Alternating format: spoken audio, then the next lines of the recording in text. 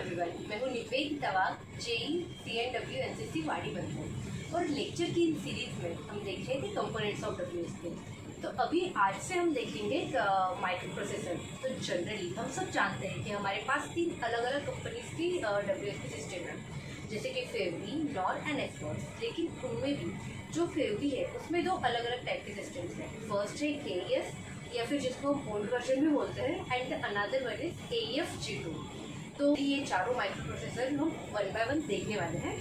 और another thing ये है कि अगर मैं माइक्रो प्रोसेसर की बात करूँ तो जनरली जो AC कोच होता है उसका माइक्रो प्रोसेसर कोच के अंदर होता है, लेकिन वही अगर कोच नॉन AC है तो उसमें कोच के नीचे होता है। लेकिन कुछ एक्सेप्शन है इसमें, जैसे हमारे इकोनॉमी कोचेस होते हैं जो AC है लेकिन फिर भी उनका माइक्रो प्रोसेसर नीचे होता है। लेकिन मोस्ट प्रोबेबली यही सीन होता है कि AC कोच में माइक्रो प्रोसेसर कोच के अंदर और नॉन AC में कोच के नीचे। सो अभी लेट अस स्टार्ट विथ हमारा फर्स्ट वाला जो है फेवरी का KES सिस्टम। तो हम इस सिस्टम को डिटेल में समझेंगे, जिसके कारण हमें बाकी सिस्टम समझने में आसानी हो जाएगी। तो सबसे पहले हम देख लेते हैं इसके पार्ट्स। तो let us start with our first. ये जो आपको N1 N2 OP ये जो दिख रहे हैं, जनरली इन्हें हम कार्ड या फिर बोर्ड भी बोलते हैं। तो इन हर एक बोर्ड का अलग अलग फंक्शन है। तो जैसे कि फर्स्ट वाला यहाँ पे N1 बोर्ड। N1 बोर्ड का काम है 24 वोल्ट DC सप्लाई देना हमारे डंप वॉल को। अगेन उसके बाद है N2 बोर्ड। N2 बोर्ड का काम है to provide 5 volt DC supply microprocessor की वर्किंग के लिए, और 15 वोल्ट DC सप्लाई ये देता है हमारे स्पीड सेंसर के लिए। OP कार्ड होता है प्रेशर स्विच को मॉनिटर करने का काम होता है OP बोर्ड का। और ये जो जनरली आपको दिख रहा है ना, अंदर ये बोर्ड होता है और ये ऊपर से जो लगा ये कनेक्टर है। तो जो OP बोर्ड है ये प्रेशर स्विच को कंट्रोल करने का काम करता है। RE बोर्ड कुछ सप्लीमेंट्री फंक्शंस करता है, जैसे कि ऑटोमेटिक डोर ओपनिंग क्लोजिंग, उसके बाद CDTS, देन किलोमीटर काउंटर करना, एग्जैक्टली कितने किलोमीटर गाड़ी चली ये सब डाटा। तो इन चीज़ों के लिए RE कार्ड होता है। देन MV कार्ड का काम होता है डंप वॉल को मॉनिटर करना, उसके ऑपरेशन का। उसके बाद हमारा नेक्स्ट बोर्ड है ST बोर्ड। ये status end voltage operation board है। जनरली इसमें कुछ जो ये LEDs लगी हैं जिनके कारण हमें करंट कौन सा फंक्शन चल रहा है ये समझ आता है। जैसे फॉर एग्जांपल अगर हम डंप वॉल ऑपरेट करेंगे या फिर डंप वॉल टेस्ट करेंगे तो ये यहाँ पे हमें समझेगा कि फर्स्ट वाला कर रहा है, सेकेंड, थर्ड, फोर्थ। बाकी तो जो ऊपर के इन्होंने LEDs प्रोवाइड किए हैं वो करंटली तो कुछ यूज़ में है नहीं। और हाँ, यहाँ पे हम इंश्योर कर सकते हैं कि 5 वोल्ट, 15 वोल्ट और 24 वोल्ट सप्लाई हमारे सिस्टम को प्रॉपरली जा रहा है। उसके बाद हमारा नेक्स्ट बोर्ड है CPU बोर्ड। ये ब्रेन है हमारे सिस्टम का, मतलब प्रॉपरली यही होता है जो जिसको स्पीड सेंसर से आने वाला सिग्नल दिया जाता है और यही कमांड देता है डंप वॉल को। और उसके बाद आप देख ही सकते हो कि यहाँ पे ये जो पैनल है इसे हम समझेंगे बाद में डिटेल में। देन हम देख लेते हैं हमारा जो लास्ट वाला part, that is GE1 card. GE1 card दिया जाता है सेंसर के लिए, ये सेंसर को मॉनिटर करता है। तो टोटली अभी हमने समझ लिया कि जो भी पार्ट्स थे हमारे सिस्टम में वो सारे पार्ट्स हमने समझ लिए।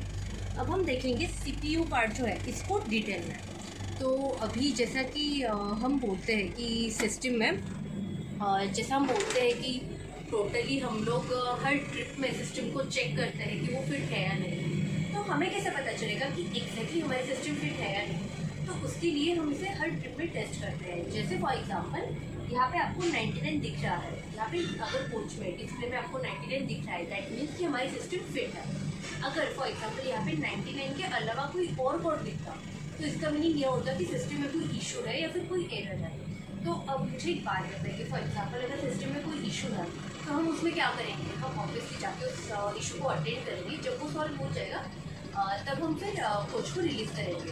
And the second one is हम टेस्ट करते हैं डंप वॉल को, जिसमें हम 2 चीज़ें देखते हैं। फर्स्ट ऑफ ऑल कि जो प्रॉपर सीक्वेंस में डंप वॉल का ऑपरेशन हो रहा है या नहीं, मतलब 1, 2, 3, 4 इसी सीक्वेंस में हमारे डंप वॉल ऑपरेट कर रहे हैं या नहीं, ये हम इंश्योर करते हैं। एंड सेकेंडली डंप वॉल से कोई लीकेज तो नहीं है या फिर कोई इम्प्रॉपर साउंड तो नहीं आ रहा है, ये भी हम इंश्योर करते हैं।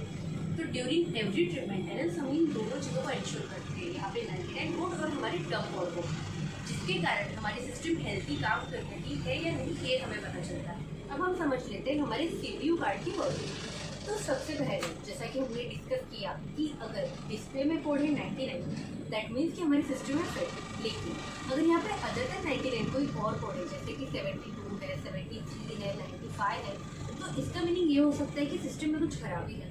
तो नाउ इन दैट केस अब मुझे ये तो पता चल गया कि सिस्टम में खराबी है, लेकिन WSP सिस्टम में इतने सारे कंपोनेंट्स हैं, मुझे एग्जैक्टली कैसे पता चलेगा कि एग्जैक्ट इशू कहाँ पर है, क्योंकि हर एक एक्सेल पे स्पीड सेंसर है, हर एक एक्सेल पे हमारा डंपॉल है, तो इसीलिए हमें जानना होगा कि एग्जैक्ट इशू कहाँ पर है। तो उसके लिए यूज़ होता है हमारा फर्स्ट वाला बटन डिस्प्ले। अगर मैं इस बटन को 3 सेकंड के लिए प्रेस करके रखूँगी, तब यहाँ पे अगर कुछ एरर कोड है तो एरर कोड आएगा, जिससे हमें क्लियर हो जाएगा कि सिस्टम में एग्जैक्टली इशू कहाँ पे है।